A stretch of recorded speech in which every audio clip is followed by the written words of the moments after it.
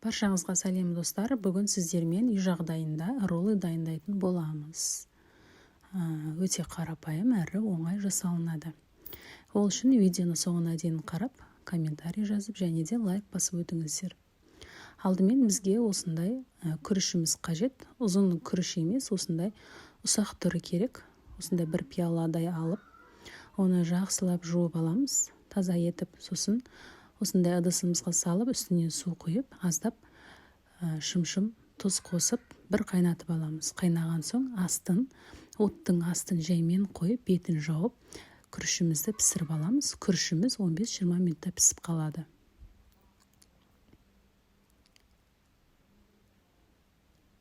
Аздап қана, кішкене ғана сұйық май қосып жіберсеңіздер болады. 2-3 тамшы. Мен сұйық майды қоспадым. Алдымен отымыздың астын отымызды жоғары қойып қоямыз. Сосын осындай бір қайнап болған соң астын өте жай қойып, бетін жауып қойып қоямыз. Дәл видеодағыдай жасайсыздар.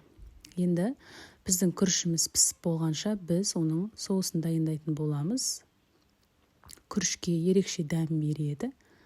Сол үшін осындай соусын дайындап аламыз алдын ала. Егер таразы болмаса, көз мөлшермен жасай берсеңіздер болады.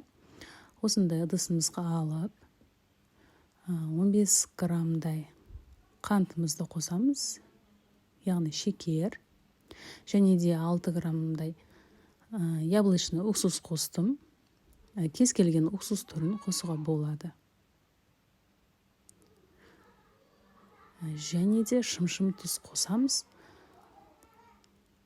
Қайнап тұрған суымызды 15 мл құямыз. Қазір ғана қайнаған болу керек. Енді барлық затымызды салып алдық. Осының қанты және тұзы ерігенше әбден араластырып аламыз. Менде суымыз қазір ғана қайнаған, соны қостым. Енді осыны әбден араластырып аласыздар. Шекеріміз ерігенше. Біздің соусымыз дайын болды, оны бір шетке алып қоямыз. Енді салмасына, арасына кез келген затты қоссаңыздар болады. Өздеріңізге ұнаған затты мен қияр қосатын боламын. Ол балаларға жегенге ыңғайлы.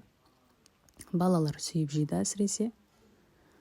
Немесе дүкеннен краб таяқшаларын алсаңыз да болады. Немесе балық түр-түрін қоссаңыздар болады. Өздеріңіздің талғамдарыңызға сай. Мен өте қарапайым жасағандықтан тек қана қияр қосамын. Осындай ұзынша етіп кесіп алсаңыздар өздеріңізге ыңғайлы болады.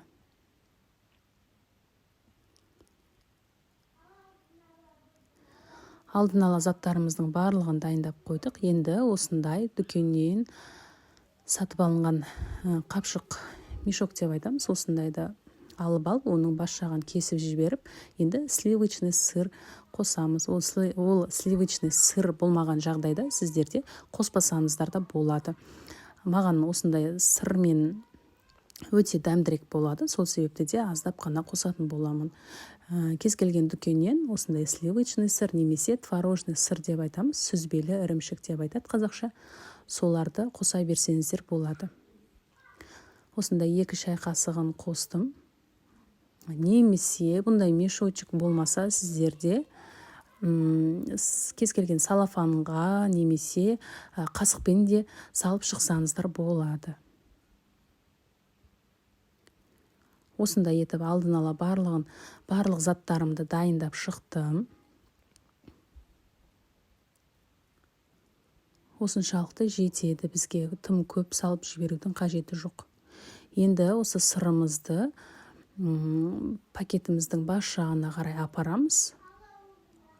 Осыны біз жаңағы нори қағазына қазір ұзыншалап етіп жайғастырып шығатын боламыз.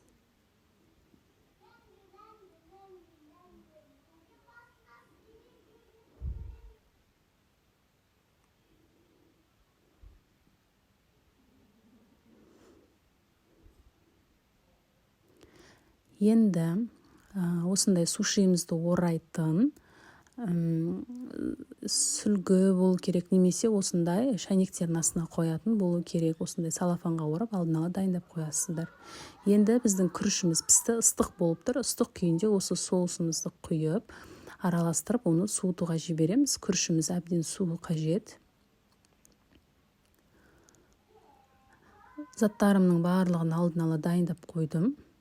Өйткені маған жеңіл болу үшін. Мінекей, мен енді күрішті суытуға жіберемін. Күрішіміз әбден суыды. Енді осындай үлкен магазиндерден осындай нори қағазын сатып алсаңыздар болады. Аса бір қымбат тұрмайды. Осы рецепт бойынша менде 3 роллы шықты. Роллы немесе суши деп айтып жатамыз.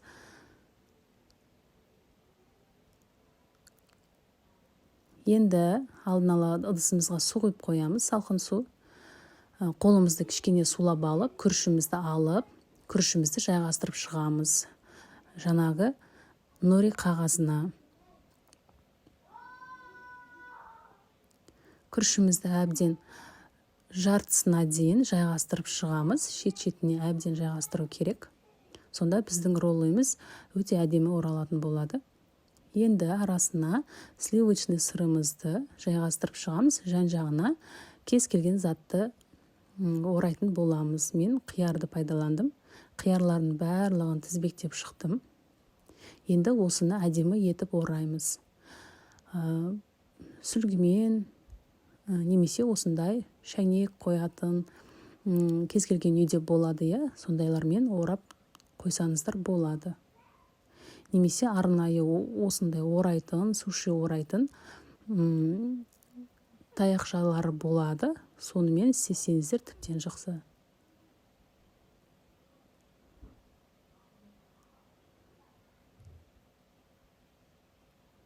Қаттырақ нығыздап орайтын боламыз біз. Өйткені кесілген кезде шашылып кетпес үшін әдемелеп, мықтылап орайтын боламыз. Мінекей, видеода көргендеріңіздей осындай етіп орап шықтым. Енді екіншісін дайындайтын боламын. Бұл жерде мен осы рецептпен 3 роллы шықты. Екіншісінде дәл солай жасаймын. Арасына сливочный сыр және де қиярды қостым.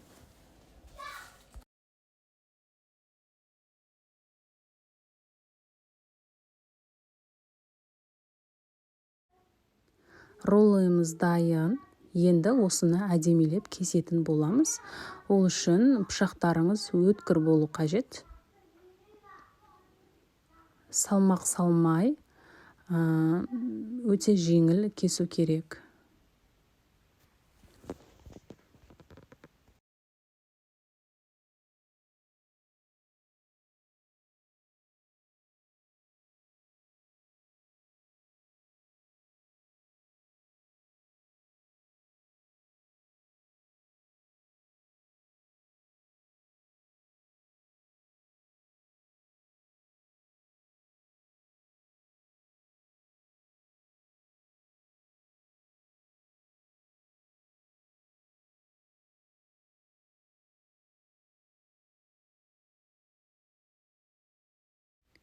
Екіншісінде дәл солай жеңіл кесіп шықтым. Енді осыны ыдыстарымызға жайғастырып ұсынамыз дастарханға. Өте жеңіл әрі қарапайым.